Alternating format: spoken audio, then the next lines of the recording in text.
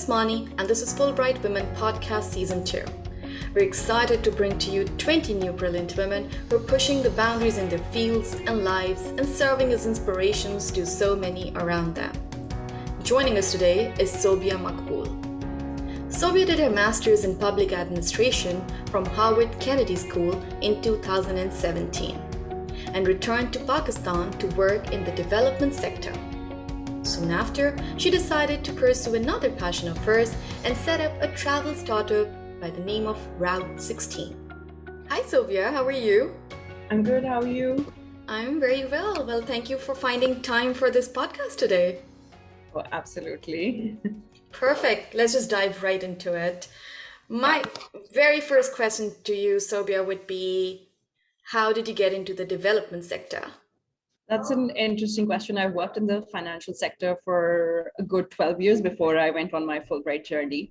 And during my 2 years in the US, I did my master's in public administration.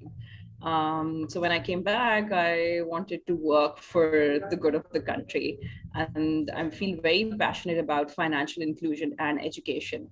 And that is why I decided to get engaged with the development sector.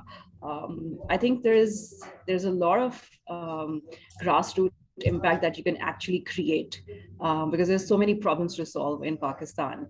So it's just really, I think, amazing to work in this country. Yeah, that's what motivated me. So I imagine you were having a lot of fun doing what you were doing in the development sector. Then what led you to move from working in the development sector to building a travel-based startup? So actually, this started before I even got back to Pakistan, because while I was at Harvard, there's a custom over there that students go on these trips during spring breaks. And I floated the idea of, along with the Pakistan caucus over there, for a Pakistan trek. And while there are like probably 100 students going to other countries, there were only 15 people signed up for Pakistan trek, and then out of those also, there were in the end 8 people who were interested. So initially I thought this was only going to be a one spring break plan. So I'll bring my friends over here to Pakistan and get them to see the country.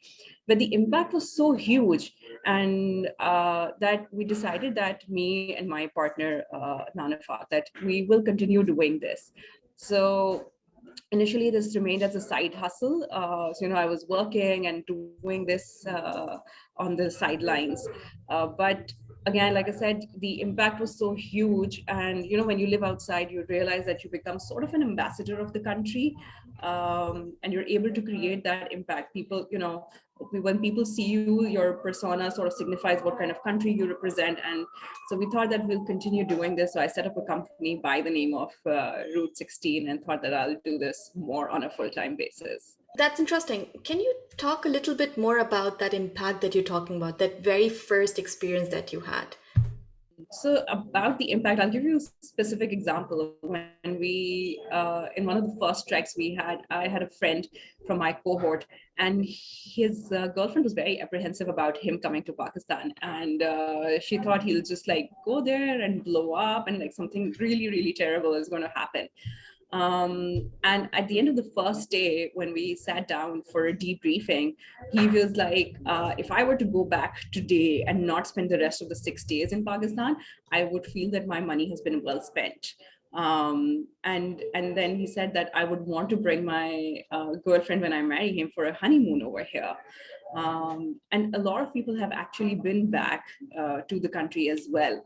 One of the girls on our trip bought clothes for her wedding from here. She's definitely not going to forget the country. It's going to be a part of her new life now. So I think these are little things, and there've been we create a lot of interactions, person-to-person interactions. So it's not just me saying something about the country; it's them getting to meet maybe as many as 50 people in a 7-day trip, and having those conversations. And the idea is not to paint just a great picture of the country. Nothing, we don't have everything great about the country. So there's the good, bad, and the ugly. So the idea is that we're able to sort of showcase all the shades, and then people are able to form a fresh perspective of the country on their own. So I get it. There was a big impact on, the people who were traveling with you to your country, right? But something must have shifted within you as well. What was that impact on you that made you decide it's one thing to be traveling with your, friends and bringing them for a trip. It's another thing to just decide, okay, here onwards, this is what my life will be about. That's a very interesting question. It's difficult to pinpoint a specific time, but I just felt uh, that I could no longer be part of like the 9 to 5 routine.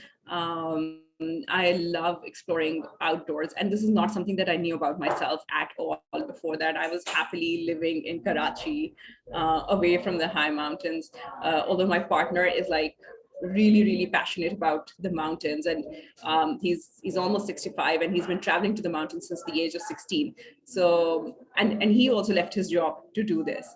I think it's we just love engaging with people, and I think it's just fun. Work doesn't seem like fun work anymore.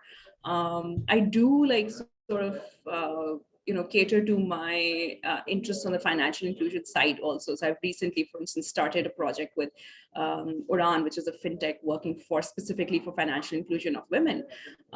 Great organization to be part of it. So I want to do everything that I enjoy now with my time. I think that's really the motivation behind my decision.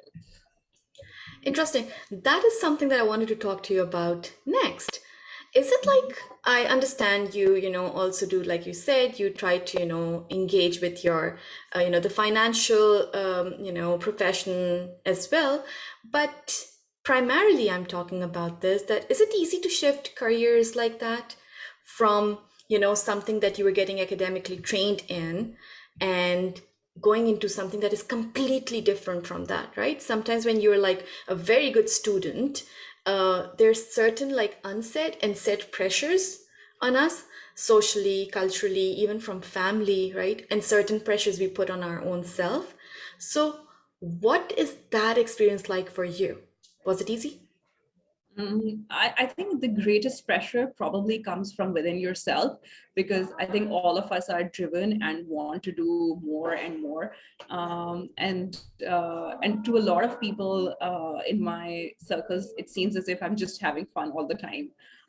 You post a great picture of sitting by the Atabad Lake and working, and it just seems like life is blissful. It's not. So I think the pivoting has definitely not been the smoothest, but I don't think it has been particularly challenging. My family, my immediate family, is extremely supportive of whatever I do. And I think that's probably the biggest source of strength that I have. There are definitely new skills to be learned. And because, I'm now dealing with a very different set of people, from corporate boardrooms to sitting down with tour operators or different types of people. And sometimes you really get amazed at the honesty and integrity of those people. And it's sort of counter intuitive, but as tourism grows, a lot of the character of some of these places where a lot of people have not been going earlier is really going to change a lot. And you really like feel scared about the fact that this is going to change, this is not going to remain as is. um, but it's been a journey. It's continuing to be a journey of learning and adapting to this new sort of workspace. Um, but I think, like I said earlier, the greatest pressures come from within yourself, and you have to justify to yourself that this is what I really want to do. And since I'm sort of very convinced that this is the path that I want to take, I think that sort of made it easier. Let's just dive deeper into this new path that you chose for yourself, right? Route 16. Um, Walk me through that initial phase, right? It's one thing, you were in a completely different world. I'm still stuck there, actually. You're in a completely different world, and this new world, really fascinated you. You were enjoying it, and you're like, oh, this is what I want to do. It's one thing to be fascinated by something, and then another thing to pick it up as a solid business, right? Business comes, like you said, there are new skills to be learned, What were some of your pre-notions about what this business would be like and how they were, how have they evolved? How did your experience made you, understand that some of those pre-notions were just that, right? There were learnings to be had. So I think initially when I was still doing this as a side hustle, one thing that became very clear over time was that I wanted to do this, but I also wanted to do like continue doing my corporate sector job. And in wanting to do all of it, I was not being able to be good at anything at all. I think that realization was probably a huge thing, because I was constantly dissatisfied with myself at not being able to deliver my 100% at either Route 16 or my job. And that sort of forced me to reflect on my choices and priorities. So I would definitely say that was a big moment. And at that point in time, I was working with a think tank, and my boss there also helped me reflect on this. And I think it's very important to have those sort of mentors and peers in life who are able to show you, or help you find your own path.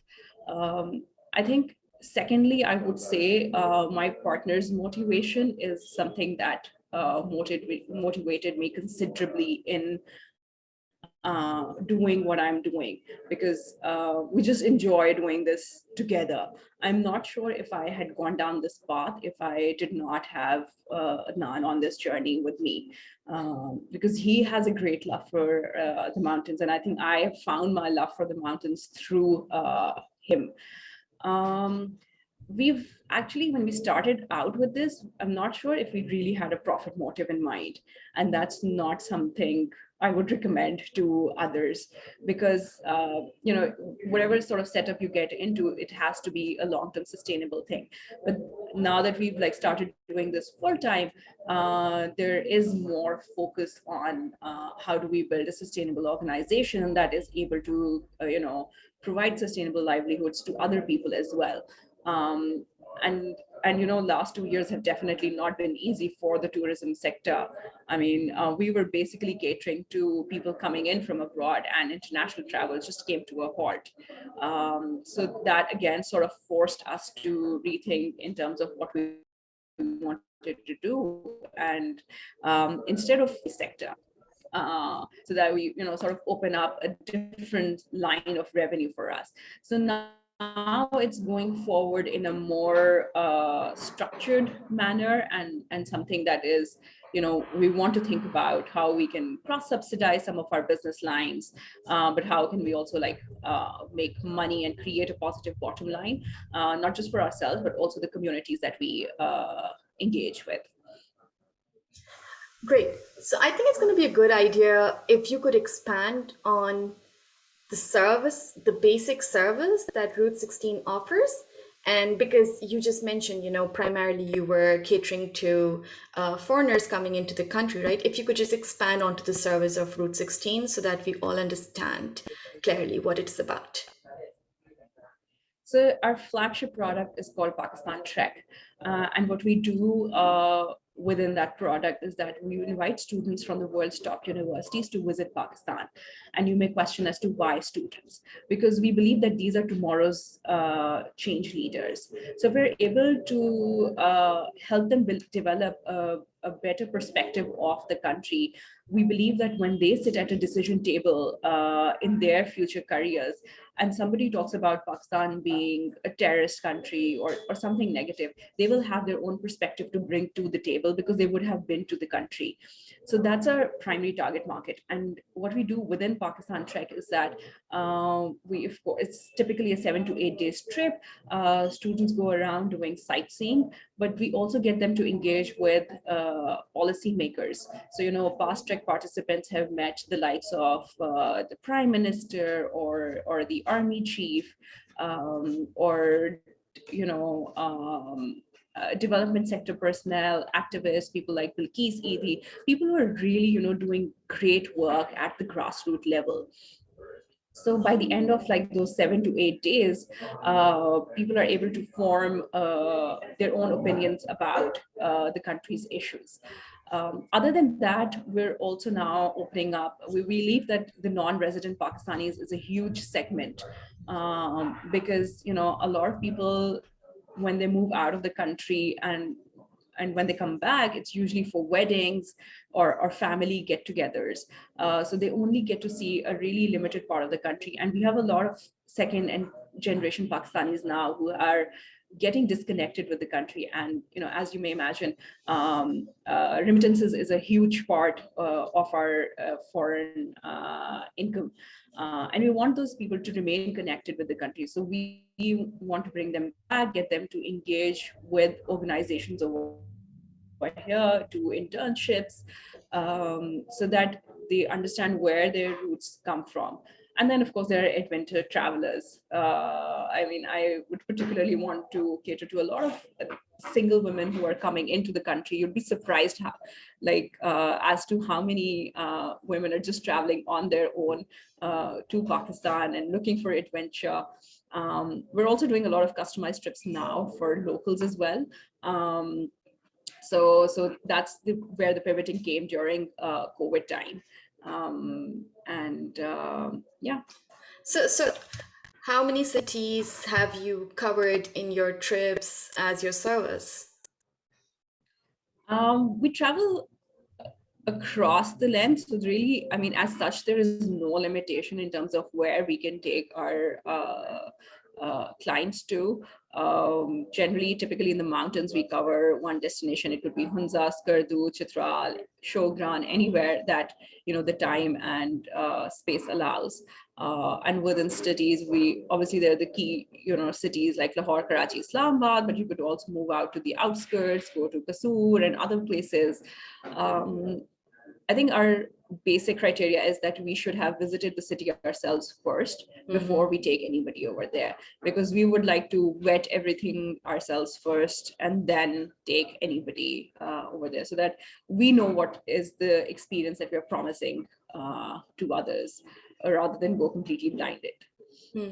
It's a very interesting name that you have for your business, Route 16. Is there a story behind it? Yes, we actually wanted to register a company by the name of Pakistan Trek, because that's where we started with, and that's what our first product was. But you cannot register a private sector enterprise with the name Pakistan in it. So we sort of put our minds down as to what do we do, and we myself and a friend, Maha, we were on the motorway, and we called up a partner. We were still thinking, and so then, the bits and pieces that came together. So 2016 was the first year that we did a trek. So hence the 16 in the name. And since we were on the motorway, somehow the term route came up from Maha's end, and hence this name came about, Route 16. So it sort of reflects our story, and we really love the name. Sobia, when you create your own story, when you're following your own path, it's natural that doubts do tend to set in, on regular basis. It happens to everyone. If it ever happened with you, how did you manage to deal with that? I think there are two aspects to it. One, either your passion is not getting satisfied, and that is where doubts would come in. And the other is the economic reality of life. So if you're not making enough money, then of course you will doubt what you're doing, because ultimately everybody has to have a run life, basically.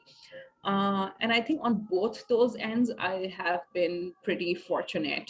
And the decision to actually continue doing some engagement with the financial sector was basically to make sure that I never feel pushed in terms of finances, and I can then pursue my passion in a more comfortable manner.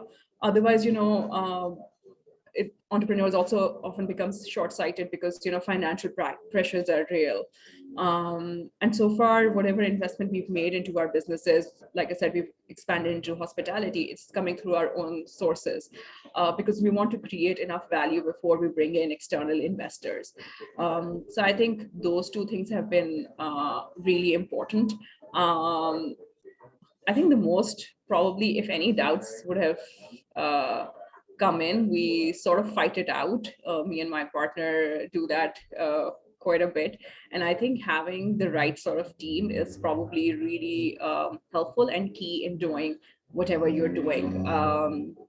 If you're not accompanied by the right people, then it's difficult. And I mean, as a woman, it's actually sort of, I'm digressing a bit from your question, but I think you do face a lot of challenges in terms of whatever you're trying to do, because people will place doubts on you, and it's not always easy, whether you're in the formal sector or in the informal sector. And I think those have probably been the bigger challenges, rather than just the work itself. And then at that point in time, I think having my partner's back at all, like him having my back all the time, has been really important in my continuing to do what I'm doing. So we have talked about, where Pakistan Trek, Route 16 started from, how, COVID and the pandemic made you pivot a little, expand a little. What is like the ultimate vision for, the near future? Where do you want to take it? So I think I can take this opportunity to actually, we've not made a public announcement, but to announce that we have acquired a hotel in Hunza. And we plan to relaunch it very soon for the upcoming season. It's a running hotel, but we'll be running it for, inshallah, the next 10 years. So the idea is Congratulations. thank you. So the idea is that we have our own space, and the kind of experiences that we want to create for people, we are able to create those experiences. So, as a solo female traveler, if you want to come in and stay with us, you should be extremely comfortable about the sort of space that you will have with us. Or, you could be looking to do a yoga retreat in the high mountains. So the place has an absolutely amazing view of the Pasu Cones. So come in for an artist retreat, or just like time away from the city life. So those are the kind of experiences that we want to create now for our travelers. So one is that, and then we've also looking to build our own resort in Skardu. So that is where the direction that we want to go into. We don't want to become a huge chain of hotels, but we want to have boutique hotels where we're able to create special experiences for our customers. That's beautiful. That's really beautiful, and congratulations for that. Did you ever think you'll end up becoming an entrepreneur? No, I don't think so. I do not think um, I have the personality for that. I mean, not even in my wildest imagination. It just, like, I think the circumstances sort of just lent themselves to where I am today, and I'm really grateful for all the opportunities. And of course, the Fulbright journey itself was a huge part in shaping what my life has become today. I think if I had not gone to Howard, not experienced the sort of negative perception that people face about the country, I wouldn't have done that first track. If I hadn't done that first track, I wouldn't be, setting up a company. And literally, I think even applying for the Fulbright application, it was a friend of mine, Hina, who suggested it. And then we just like sort of both cramped up on the GRE and studied together. It was a great experience, just like preparing for it. So it's sort of, I would say, destiny that has brought me where I am today, and really grateful for that. Well, listening to your story and reading up a bit about you, I'm gonna politely, respectfully disagree with that. Please just do not discount your hard work and some strategy there and a lot of persistence there to just circumstances and destiny and luck. I think there is a lot of, hard work placed there. On that note, I would like to ask Sophia, being an entrepreneur yourself, how can you, for our audience, differentiate between an entrepreneur and a wantrepreneur? Ah, good question.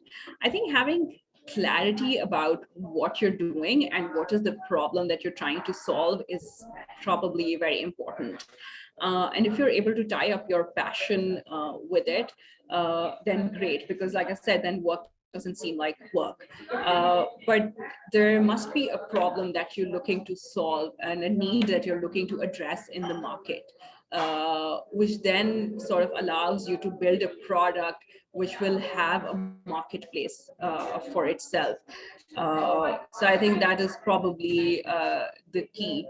And one of the things that you asked earlier was also about, the skills. And I think my corporate training sort of helped me do that. But I would suggest to people that not all of the skills you would have within yourself. And building the right team is very important. And as an entrepreneur, I know that delegating, letting go is probably the most difficult thing, because if you're working on a passion project, you can hold it very close to your heart and you just like sometimes want to do all of it yourself, but that doesn't really work out. You have to have the right skill set around you. So I think, yeah, two things. You're identifying the need that you want to address in the market, and then building the right team and pulling together resources from your network for it are very important ingredients. Great. And before we go, one last question. Have you managed to catch that love for the mountains from your partner as well? Yes, absolutely.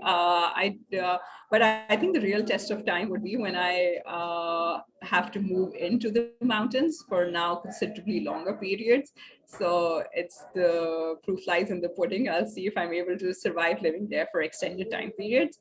But I love visiting the mountains. We do a lot of road trips. So we do like 14, 16 hours drives from the Sambad up to Skardu, Hunza, and we just sort of love that. So I'm hoping that's sustainable and that will allow me to live over there as well. So let's see. Fingers crossed, fingers crossed. All the best with everything that you're doing, Sobia. And once again, thank you so much for participating in this podcast today. Thank you. Nice talking to you. Nice talking to you. Bye-bye.